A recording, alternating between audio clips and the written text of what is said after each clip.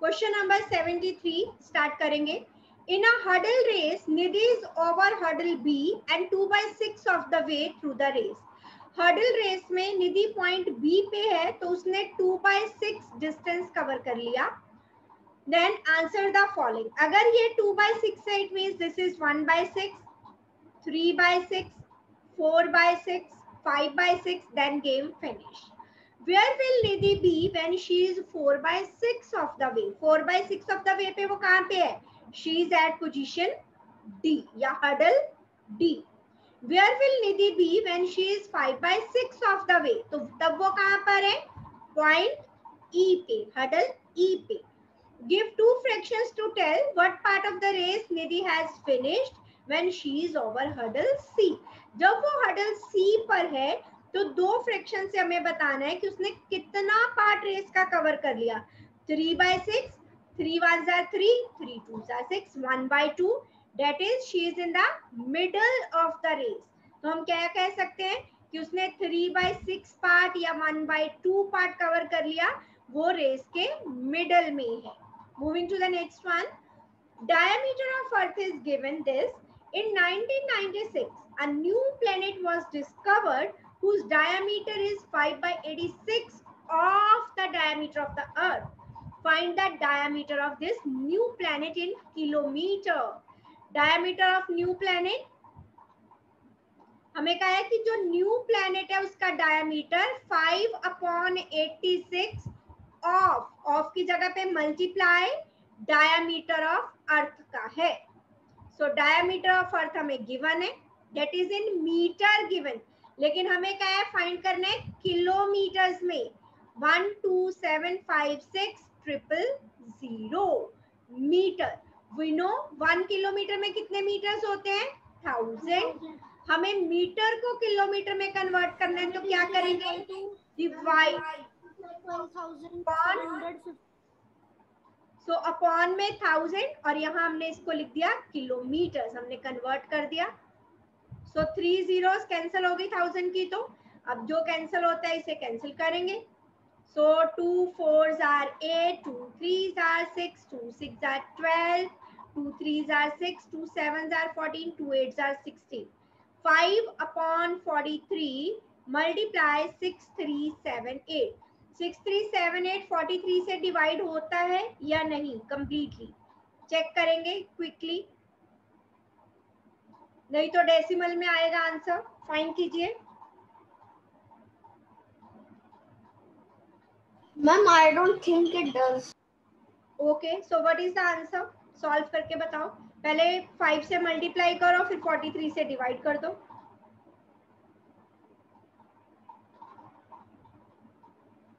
31890 divided by 43. Decimal में answer बताएंगे quickly, दो प्लेसेस तक.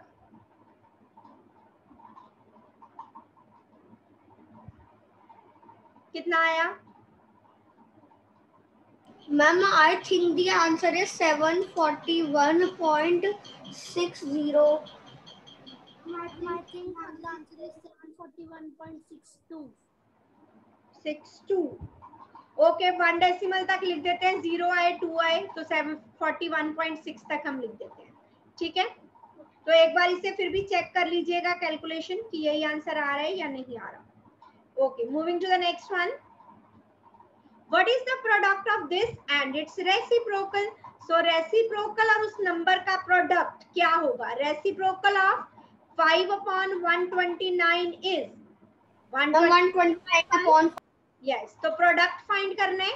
5/129 इंटू 129/5 दैट इज 1. किसी भी नंबर का उसके रेसिप्रोकल के साथ प्रोडक्ट क्या होगा? 1. That was easy. Okay, simplify this. तो पहले न्यूमिनेटर को अलग से सिंप्लीफाई करेंगे, डिनोमिनेटर को अलग से. 2 2s are 4 plus 1 5/2 plus 1/5. This is numerator. Denominator 5/2 divided by 1/5. Now हमें fractions को add कैसे करते हैं? We all know. So LCM लिया 2 and 5 का 10. 5 मल्टीप्लाई 5, 10 को 2 से डिवाइड किया 5, उसे न्यूमरेटर से करेंगे मल्टीप्लाई, प्लस 1 मल्टीप्लाई किससे होगा, 10 को 5 से डिवाइड किया 2, राइट, और 5/2 डिवाइड की जगह पे मल्टीप्लाई का साइन और रेसिप्रोकल कर देंगे। सो हमारे पास क्या आया, 5 5 are 25 plus 2 upon 10 upon 5 5 are 25/2। सो हमारे पास न्यूमरेटर आया 27/10, डिनोमिनेटर आया 25/2। डिनोमिनेटर मीन्स कि वो डिवाइड कर रहा है, यस, सो 27/10 डिवाइड 25/2। सो इसे सॉल्व करना हमें आता है दो फ्रैक्शंस की डिवीजन को, multiply 2 upon 25, 2 5s are 10, so what is the answer, 27, 25 into 5 125। is it clear to all of you? Numerator को सॉल्व करेंगे, डिनोमिनेटर को सॉल्व करेंगे, पूरा सॉल्व करने के बाद जब हमें फ्रैक्शंस मिल गई उसके बाद हमने डिवाइड कर दिया, numerator upon denominator means divide. So 2 और 5 का एलसीएम लिया 10, दोनों किसी एक टेबल पे नहीं आते तो मैं सिंपली क्रॉस मल्टीप्लाई कर सकती हूँ, 5 5s are 25 plus 1 into 2 is 2, 25 plus 2 27 upon 10, that is the numerator जो हमें सॉल्व करके मिला। डिनोमिनेटर में डिवाइड की जगह पे मल्टीप्लाई का साइन लगाया, रेसिप्रोकल किया, 5 5s are 25 अपॉन 2। सो दोनों फ्रैक्शंस हमें मिल गई, न्यूमरेटर में भी डिनोमिनेटर में भी। नाउ डिवाइड का साइन लगाया, दोनों फ्रैक्शंस को सॉल्व किया, मल्टीप्लाई का साइन लगाकर रेसिप्रोकल लिया and find the answer 27 upon 125। Next one same like this. Okay, आप लोग भी ट्राई करेंगे अपनी अपनी नोटबुक पर साथ साथ।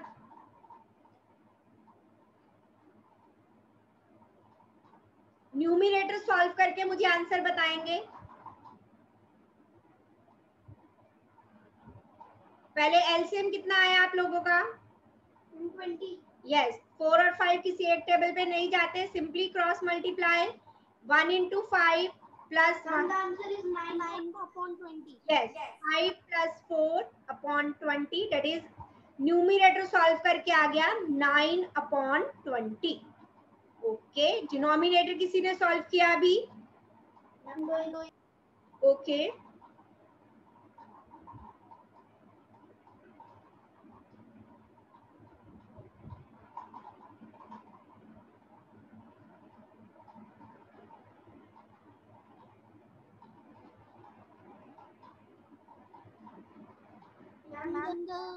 Ma'am, the total fraction can be 9 upon 20 upon 3 upon 8। 3 upon 8, how Virat? One पहले मल्टीप्लीकेशन सॉल्व होगी, BODMAS rule. So 3 3s are 9 upon 40। Now fractions को हम क्या कर रहे हैं, subtract, take the LCM 40। So 40 into 1 40। मैंने पहले 3/8 को 1 में से माइनस किया। तो यही तो जो हमने इंटीजर्स चैप्टर में सीखा है उसे भूलना नहीं है, वो आगे आगे कंटिन्यू हर चैप्टर में यूज होगा, कंटिन्यू रहेगा। बोर्ड मास रूल मैंने सिखाया था। सो पहले मल्टीप्लिकेशन सॉल्व होगी, then subtraction. 20 2s are 9 2s are 18 upon 31। और किस किस ने ये गलती की कि पहले सब्ट्रैक्ट किया जी, सबने की, इट मीन सबने की, इस चुप्पी का मतलब तो यही है। ओके, सो पहले मल्टीप्लिकेशन सॉल्व करनी थी, 3 3s are 9 8 5s are 40। Now take the LCM, 40 into 1 is 40 minus 9 31 upon 40, divide किया, मल्टीप्लाई का sign, reciprocal and then solve. Clear to all of you? Ma'am गलती मैंने नहीं की थी, की थी। Well done then. चलिए नेक्स्ट, मैंने बोर्ड मास का जो रूल है वो अप्लाई किया था। ओके, सबका हो गया। चले नेक्स्ट पे। Yes ma'am. Yes ma'am. Divide this by this, that is easy, आप लोग कर लोगे, जल्दी से करो। और मुझे आंसर बताओ final, then I will solve. Divide this by this.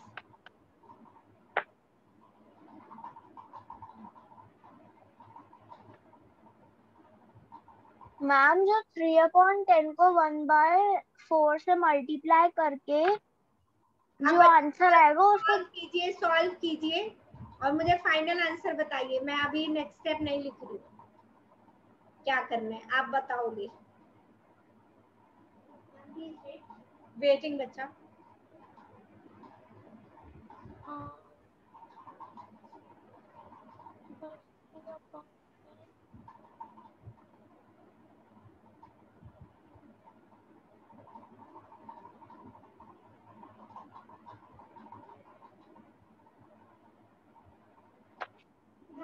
Final answer is 2।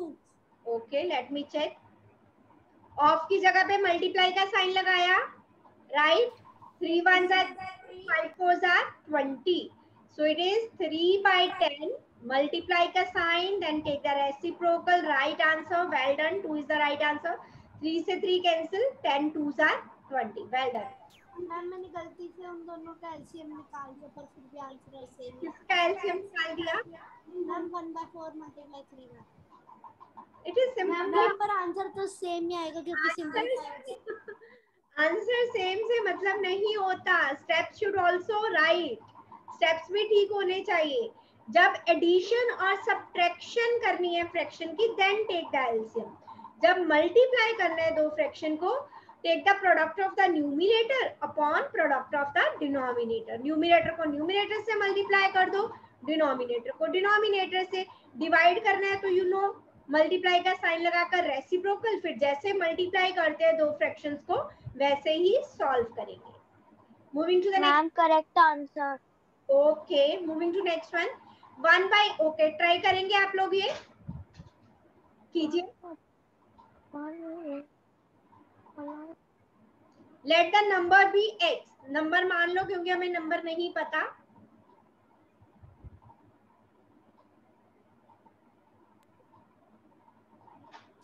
Ma'am मेरा ये तो आ गया 1/8 of a number is equals to 8। Okay, तो आगे सॉल्व कीजिए।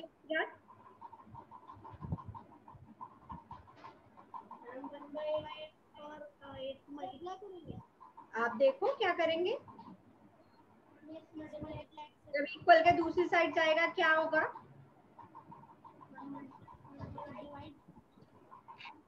यस, 1/8 पूरा x के साथ मल्टीप्लाई है ना, तो इक्वल के दूसरी तरफ जाएगा, डिवाइड होगा। अगर नहीं ऐसे करो, देखो जैसे मैंने पहले 8 यहाँ पे नीचे है डिनोमिनेटर में लेफ्ट हैंड साइड, जब उधर जाएगा न्यूमिनेटर में आ जाएगा, मल्टीप्लाई होगा और 1 डिनोमिनेटर में। सो x is 64, therefore the number is equals to 64। Ma'am समझ नहीं आया। ओके बच्चा, मैं दोबारा एक्सप्लेन करती हूँ। 1/8 और x दोनों मल्टीप्लाई है, ठीक है, तो उधर जाके 1/8 क्या होगा? डिवाइड। तो अब क्लियर है आपको? अब तो नेक्स्ट स्टेप क्लियर हो गया होगा, ठीक है। तो आगे जब आने वाली हायर क्लासेस में हम करेंगे तो अब हमें बार बार ये नहीं लिखना है, तो सीधा देखो ये टर्म डिनोमिनेटर में थी, इक्वल के दूसरी तरफ जाएगी, मल्टीप्लाई होगी, ऊपर चली जाएगी, मींस न्यूमिनेटर में चली जाएगी। हुआ ये भी यही है, डिवाइड के बाद यही स्टेप आएगा। लेकिन हायर क्लासेस में हम ये वाला स्टेप नहीं लिखते, डायरेक्ट इस स्टेप पे चले जाते हैं। अगर आपको कंफ्यूजन है तो आप बेशक लिख लो, कोई प्रॉब्लम नहीं है, एक स्टेप ही इंक्रीज होगा, लेकिन समझ आना चाहिए, ठीक है। Clear to everyone? Yes ma'am. Ma'am please wait. Okay बच्चा।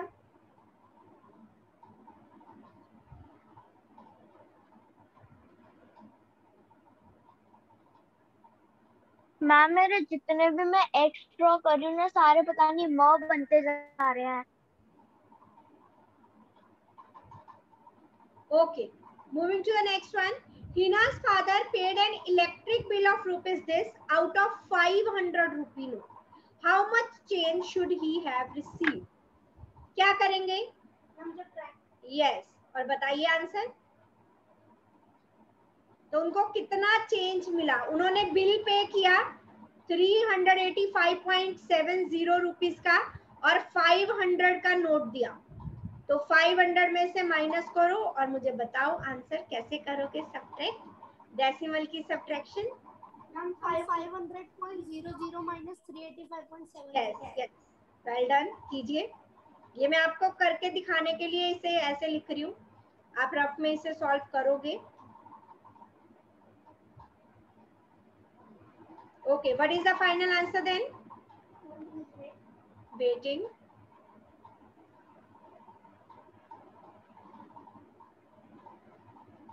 Then it's 114.30. 114.30, let me check. जब भी 000 है, ये सबसे पहले 10 बनेगा, फिर इसने इसको दिया, ये 10 बना, ये दोनों हो गए 9 9, और इसको दिया 10 minus 7 3, 9 minus 5 9 minus 8, 5 में से 1 कैरी ओवर गया था उधर, so 4 minus 3, right answer 114.30. Clear to all? Ma'am, my answer is correct. Okay, चलिए next one. Normal body temperature is 98.6 degree Fahrenheit. When Savitri was ill, her temperature rose to this. उसका temperature इतना बढ़ गया. How many degrees above normal was that? So rise in temperature कितना हो गया? यही हो गया कि कितना टेम्परेचर नॉर्मल से ज्यादा था, मीन्स राइज इन टेम्परेचर कितना हुआ? 103.1 degree Fahrenheit minus 98.6 degree Fahrenheit. Okay, solve किया किसी ने? I think it rose by 4.5 degree Fahrenheit. 11 minus 6, यहाँ बचा 2, so 9, 12 minus 8 is 4, yes, so 4.5 degree Fahrenheit जो नॉर्मल टेम्परेचर से अबव था. सो लास्ट में 9 लिख सकते हो. It was up 4.5 degree Fahrenheit above than the normal temperature. Okay, so एक क्वेश्चन ये वाला करते हैं और one measures of average global temperature shows how each year varies from a base measure. Table shows result for several year कि ये temperature था 1978 में. बाकी सारे डेसिमल में है तो मैं इसे भी डेसिमल में कन्वर्ट कर देती हूँ. 1/50 तो क्या हुआ? Yes, 0.02. 0.02. Because we will first multiply it with 2 and get 100 instead of 50, Yes. and it will be 0.02. Yes, so 2/100, that is 0.02. Now order the 5 year from coldest to warmest. Ma'am, it is the positive one and not the negative. हाँ जी बच्चा, coldest means जहाँ पे temperature सबसे कम है, minus में जितना ज्यादा temperature होगा वो कम होगा. This is less than 0.17, then 0.10, and then it will be 0.02, 0.10, and 0.54. yes. So this was the temperature from coldest to warmest.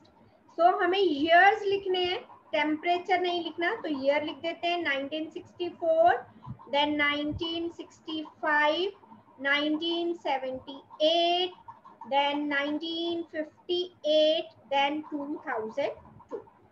In 1946, the average temperature varied by minus 0.03 degree Celsius from the base measure. तो मैं अगर इसी में एक add कर दूं, कह रहे 1946 में जो एवरेज टेम्परेचर था बेस मेजर से इतना था, minus 0.03. ये भी तो डिफरेंस फ्रॉम बेस ही है ना.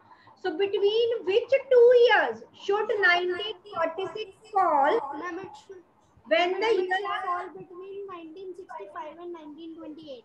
2878. Yes.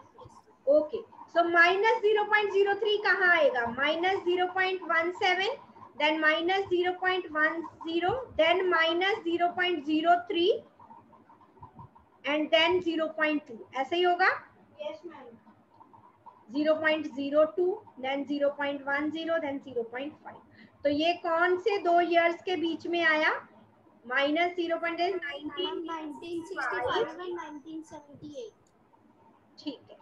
So 1946 falls between 1965 and 1978. Clear to all of you? Yes, ma'am.